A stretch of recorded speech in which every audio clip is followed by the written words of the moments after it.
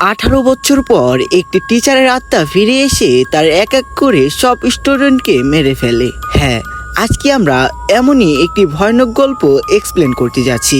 মুভিটির নাম দ্য নান। 2018 সালে এই সিনেমাটি মুক্তি পেয়েছে। তো চলুন বেশি কথা না বললে গল্পটি শুরু করা যাক। গল্পের শুরুতেই আমরা দেখতে পারি কিছু মেয়ে স্কুলে বসে তাদের ম্যামকে নিয়ে আলোচনা করতেছে। তারা বলতেছে তাদের ম্যাম নাকি অনেক খারাপ এবং জেদি প্রকারের মহিলা। তারা একটু ভুল করলেই তাদেরকে অনেক নির্যাতন করে, এমনকি তাদের বাপ মা তুলে গালাগালি করে। তো তখনই ম্যাম চলে আসে, আর ম্যাম আসার খবর পেয়ে তারা সবাই সবার জায়গায় বসে পড়ে। তো তখনই ম্যাম এসে তাদেরকে গালাগালি করতেছিল, কারণ তারা ক্লাস ফাঁকি দিয়ে গল্প করে, এমনকি তারা ঠিকভাবে পড়ালেখা করে না। তো ম্যাম তাদেরকে অনেকক্ষণ বকাবকি করার পর ম্যাম ক্লাস শুরু করে দেয়। আর তখনই আমরা দেখতে পারি একটা মেয়ে কিছু একটা লুকাচ্ছে। তো সেটা আবার দেখে ফেলে ম্যাম। তো ম্যাম এসে সেই মেয়েটির হাত থেকে সেই কাগজটি নিয়ে নেয়, আর ম্যাম দেখে যে সেটা একটি লাভ লেটার। তো এটা দেখে তো ম্যাম অনেক রেগে যায় আর মেয়েটাকে অনেক গালাগালি করতে থাকে। এক পর্যায়ে মেয়েটির গলাটি টিপে ধরে সেই ম্যাম মেয়েটিকে ওয়ালের সাথে মিশিয়ে ফেলে। আমরা দেখতে পারি যে মেয়েটির নাক এবং মুখ দিয়ে রক্ত বের হয়, আর হঠাৎ করেই মেয়েটির স্বপ্ন ভেঙে যায়। তো আমরা বুঝতে পারি এটা মেয়েটির একটি দুঃস্বপ্ন ছিল। এটা কি সত্যি একটা ভয়ানক স্বপ্ন ছিল, নাকি এর পিছনে লুকিয়ে আছে ভয়ানক এক রহস্য, সেটা আমরা আস্তে আস্তে সামনে জানতে পারবো। তো তারপরে আমরা দেখতে পারি মেয়েটি একটি পার্টিতে গিয়েছে, সেখানে যে একটি ছেলের সাথে মেয়েটি শারীরিক সম্পর্ক করে। তো তারপর মেয়েটি বাড়িতে চলে আসে, আর বাড়িতে আসার পরে মেয়েটির সাথে ঘটতে থাকে ভয়ানক ঘটনা।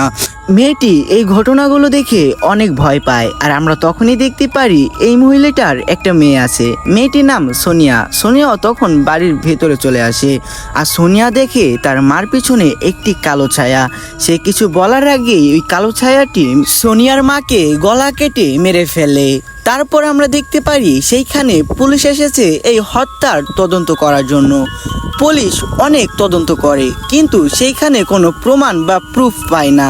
পুলিশ ভাবতে থাকে যে এটা সুইসাইড ছিল, কিন্তু সোনিয়া এটা কোনোভাবে মানতে চায় না যে তার মা সুইসাইড করেছে।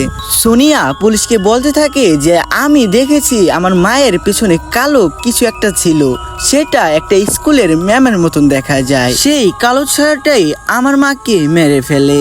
তারপর সিন কাট হয়। আমরা দেখতে পারি সোনিয়া তার মার কবরের কাছে গিয়েছে। সেইখানে সোনিয়ার মায়ের বান্ধবীর সাথে দেখা হয়। সোনিয়ার মার বান্ধবী সোনিয়াকে বলে যে তোমার মা অনেক ভালো ছিল, তোমার মা আর আমি একসাথে স্কুলে পড়েছি, তোমার মা মারা গিয়েছে এই কথা শুনে আমার খুবই খারাপ লেগেছে। তো সেইখানে সোনিয়া কিছুই বলে না, আর সিন কাট হয়। আমরা দেখতে পারি সোনিয়া তার মায়ের পুরনো কিছু ডায়েরি চেক করতেছে। সেইখানে সে একটা নাম দেখে, নামটা হলো মিখাইল। আর হ্যাঁ, এই মিখাইলকে নিয়ে রয়েছে অনেক রহস্য, সেটা আমরা আস্তে আস্তে সামনে দেখতে পারবো। তারপর সিন কাট হয়, আর আমরা দেখতে পারি সোনিয়ার আন্টিকে, যে আন্টির সাথে সোনিয়ার কবরস্থানে দেখা হয়েছিল। তো সেই আন্টির সাথেও ঘটতে থাকে ভয়ানক ঘটনা, যেমন ঘটেছিল সোনিয়ার মায়ের সাথে।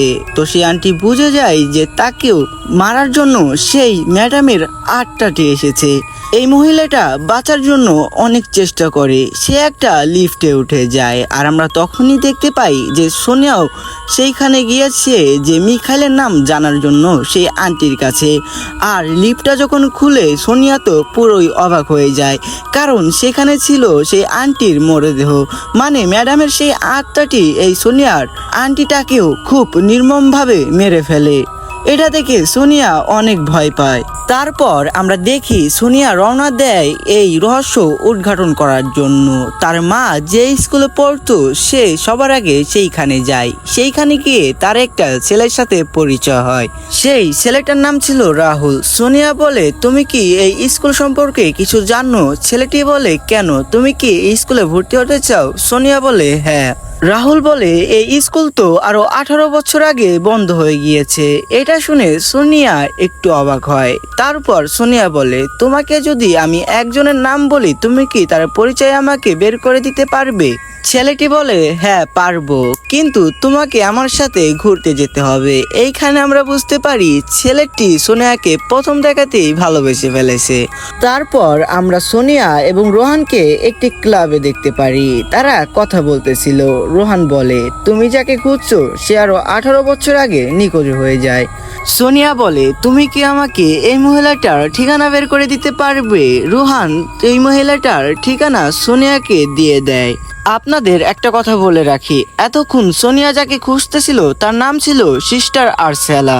তো আমরা সিস্টার আর্সেলাকে দেখতে পারি, সে একটা বাসায় ছিল আর তার সাথেও ঘটতে থাকে ভয়ানক ঘটনা, যেমনটা ঘটেছে সোনিয়ার মায়ের সাথে এবং সোনিয়ার আন্টির সাথে।